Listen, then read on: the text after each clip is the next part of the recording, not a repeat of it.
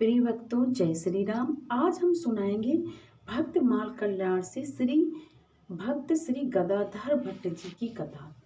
भट्ट गदाधर साधु अधि विद्या भजन प्रवीण, हार सरस कथा बानी मधुर सुनी रुचि होत प्रवीण। ये गदाधर भट्ट जी भगवान कृष्ण के परम प्रिय भक्त थे। सज्जनता, सब प्राणियों का साथ, सहज सुलभता, दीनों के प्रति दया, मधुर वाणी, मद लोभ क्रोध मत्सर आदि का सर्वथा अभाव, निष्काम भाव, सत्य करुणा प्रभृति समस्त सद्गुणों के आधार एकमात्र श्री हरि है। जिस हृदय में भगवान का प्रेम है, वहाँ यदि सद्गुण आज पूरे नहीं है तो कल निश्चय हो जाएंगे। भगवत प्रेम जहाँ हो वहाँ कोई दुर्गुण टिक नहीं सकता है। तो ऐसे हमारे भगवान के सद्गुणी भक्त हुए गदाधर भट्ट जी। इनका कंठ बड़ा ही मधुर था। वे अपने बनाए पद, भगवान की रूप लीला, माधुरी, प्रार्थना आदि के भावपूर्ण पद बड़े प्रेम से गाया करते थे। सखी हो श्याम रंग रंगी, देख बिकाई गई वे मूर्ति, सूरति माही पगी। इस तरह की वो पद खुद बनाते थे और बड़े भावपूर्ण गा के सबको सुनाया करते थे। भक्त प्रवर श्री गदाधर जी का ये पद वृंदावन में श्री जीव गोस्वामी जी ने किसी के मुख से एक दिन सुना। गदाधर जी के भावपूर्ण पद प्राय भावजन प्राह कंठ कर लेते थे और गाया करते थे।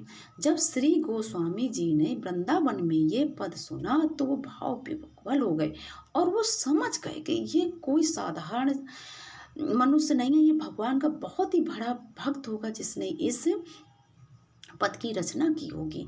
तो श्री गोस्वामी जी ने दो संतों को एक पत्र देकर गदाधर जी के पास भेजा। उस समय गदाधर जी सुबह प्रातःकाल का समय था, सूर्योदय नहीं हुआ था। गदाधर जी दातौन कर रहे थे। संतों ने उनसे ही पूछा, इस ग्राम में गदाधर भट्ट जी का मकान कौन सा है? गदाधर भट्ट जी की प्रसन्नता का क्या पूछना कि आज प्रातःकाल सुबह उठती संतों के दर्शन हो गए। उन्होंने संतों का सौभाग्य की सेवा का सौभाग्य प्राप्त होगा। उन्होंने ऐसे पूछ लिया कि आप लोग कहाँ से आए हैं? तो संतों ने उत्तर दिया, हम श्री वृंदावन से आए हैं।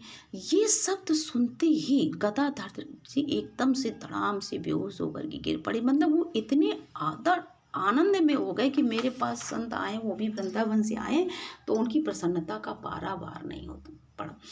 अब उन्होंने पत्र दिया और कहा कि जीव गोस्वामी जी ने भेजा है। जैसे उनके कान में इस तरह से बोले तो भट्ट जी उठ बैठे, जैसे उनके प्राण इस पत्र की प्रतीक्षा कर रहे थे। और गदाधर जी तो भगवान कृष्ण के पहले से यानी श्याम रंग में रंगे हुए थे।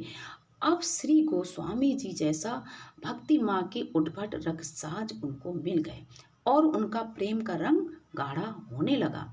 अब वृंदावन में श्री भट्ट जी की श्रीमद् भागवत की परम मधुर कथा होने लगी। उनकी कथा में प्रेमी भक्तों की बाढ़ आ गई कि उनका कंठ बहुत मधुर था और भगवान की कथाएं बहुत ही भावपूर्ण से वे सबको सुनाया करते थे। उनकी एक कथा में कल्याण सिंह राजपूत नाम के एक शिष्य आते थे जो निरंतर भगवान की कथा सुनते थे। तो उनका हृदय बहुत शुद्ध हो गया था और उनके विषयों से विरक्ति हो गई थी। लेकिन कल्याण सिंह जी की जो स्त्री थी वो समान स्त्री थी, उसकी विषयक्ति गई नहीं थी। पति की उदासीनता का कारण उसने गदाधर भट्ट जी प्रतीत होने लगे कि जब से कथा सुनने लाने लगे तब से इनका मन घर गृहस्थी में नहीं लगता है। तो उसने क्या किया, कल्याण सिंह जी की पत्नी ने एक स्त्री को तैयार किया जो मतलब भिखारिन थी, ऐसी मतलब भीख मांग के पेट भरती थी। तो उसने सिखाया कि जब भट्ट जी की कथा हो रही हो तब तुम जाना और उस समय सबके सामने भट्ट जी से ये कहना कि महाराज आपका दिया हुआ गर्व अब पूरा होने को आया है, तो आप मेरे लिए किसी निवास की व्यवस्था कर दीजिए। इस तरह से उसको पैसे दे के तैयार कर लिए और वो दासी गए, वो भिखारन गई और सबके सामने बोलने लगी कि भट्ट जी आपका दिया हुआ गर्भ है, अब मैं कहाँ रहूँ, मैं कहाँ कहाँ भटकती फिरूँ। अब ये उस समय भागवत की कथा चल रही थी।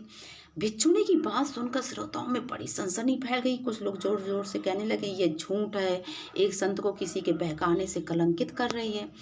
श्री गदाधर भट्ट जी के मुख पर थोड़ी सी हंसी आ गई।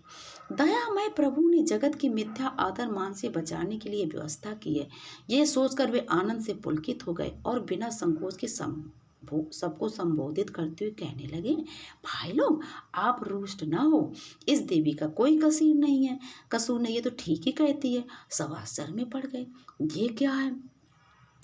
और वो बोली, देवी, मैं तुम्हारा नित्य स्मरण करता हूँ, तुम कहाँ भटक रही थी? आओ बैठो, तुम्हें भगवान की कथा सुनाए। संतों का अद्भुत चरित्र कौन समझता है? जो सर्वत्र प्रभु में सब जगह अपने भगवान को देखते हैं, तो उन्हें तो सब जगह भगवान ही देखते हैं। ऐसे वो उनको बैठा करके जैसे सब लोगों के साथ वो उनको कथा सुनाने लगे। अब वो स्त्री भी तो इंसान ही थी। अब उसको मतलब कथा सुनते सुनते उसकी आंखों से आंसू बहने लगे कि आज मैंने एक महापुरुष को, उसने सोचा था कि वो कुछ कहेंगे लेकिन वो तो महापुरुष तो भगवान की कथा में मग्न, बड़ी मतलब मैंने निंदा की, उसको अपने आप में गिलानी होने लगी। कुछ मनुष्य गए और उनसे अकेले में पूछा कि तुम ऐसा क्यों कर रही हो? तो वो बेचारी रोने लगी और अंत में संतों को उसने सच्ची सच्ची बात कह दी कि मुझे कल्याण सिंह राजपूत जी की पत्नी ने भेजा था, पैसे देकर मैं क्या करती। तो कल्याण सिंह जी ने जब ये सुना तो अपनी तलवार खींच ली और उन्होंने कहा, मैं अपनी पत्नी का वध कर दूंगा। तो भट्ट जी ने प्रेम से कल्याण सिंह को रोका और उन्होंने समझाया कि देखो भैया, उस देवी ने तो मुझे एक नवीन ढंग से शिक्षा दी है कि संसार का तनिक भी संसर्ग कितना भयानक है, और भैया तुम इसमें अपनी पत्नी को क्यों दोषी मानते हो? ये सब संसार में भगवत लीला चल रही है। ये जो भाव आते हैं, जो हम लोगों को सुख दुख मिलते हैं, सब भगवान की कृपा से मिलते हैं। मान अपमान, तो भैया क्रोधित मत हो। इस तरह से भट्ट जी की कथा की ख्याति दूर दूर तक पहुंच गई। सब लोग उनकी कथा में सुनने आते थे, और जैसे कि कथा के भाव होते थे तो किसी के मतलब दुख भरी कथा जैसे भाव आते थे कथा के भागवत में, तो लोगों के आंखों से आंसू चलने लगते थे। तो इसमें एक संत भी आते थे जो नए नए संत बने थे, लेकिन जब भागवत में देखते कि गदाधर भट्ट जी की भागवत में कोई भाव आए तो सब लोग रो रहे हैं, लेकिन उनकी आंखों से आंसू नहीं निकलते थे। तो उन्होंने क्या किया कि जब अगले दिन आए तो एक कपड़े में लाल मिर्च की पोटली बना लाए, और जैसे ही सब लोग कथा का भाव आए तो रोने लगते थे, तो आंसू निकलने लगते थे, तो अपनी आंखों में आंसू फिरा लेते थे मिर्ची की पोटली, और उनके भी आंखों से आंसू निकलने लगते थे।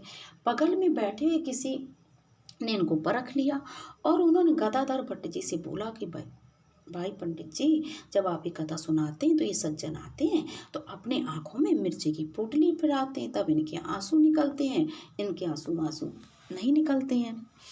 तो गदाधर भट्ट जी ने तो उनके दोषों का तो दर्शन ही नहीं किया और जा कर के उनके चरणों में पड़ गए कि भैया आप कितने महान हो, जिन आँखों से भगवान की कथा सुन करके द्रवित ना हो, आंसू ना निकले, आपने तो उन आंसुओं को दंडित करना समझा, यानी उन्हें मिर्चा लगाना समझा। मतलब कहने का कि गदाधर भट्ट जी इतने महान संत थे, भक्त थे, और उन्होंने उन संतों से, वो संत लज्जित हो गए। फिर वो भी भगवान की भावपूर्ण से कथा सुनने लगे। एक बार रात्रि में श्री गदाधर भट्ट जी के घर में चोर घुसा है। अब चोरों ने क्या किया, सारा सामान बांधने लगे।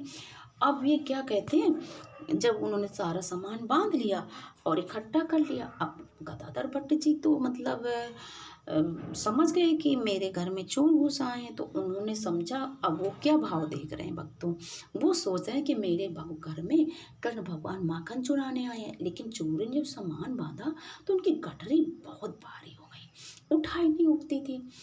तो अब गदाधर भट्ट जी ने ये जब देखा तो उठ गए और उन्होंने कहा, भैया मैं आप गठरी उठवा दूँ तुम्हारे मस्तक पे, रखवा दी उन्होंने चोरों के।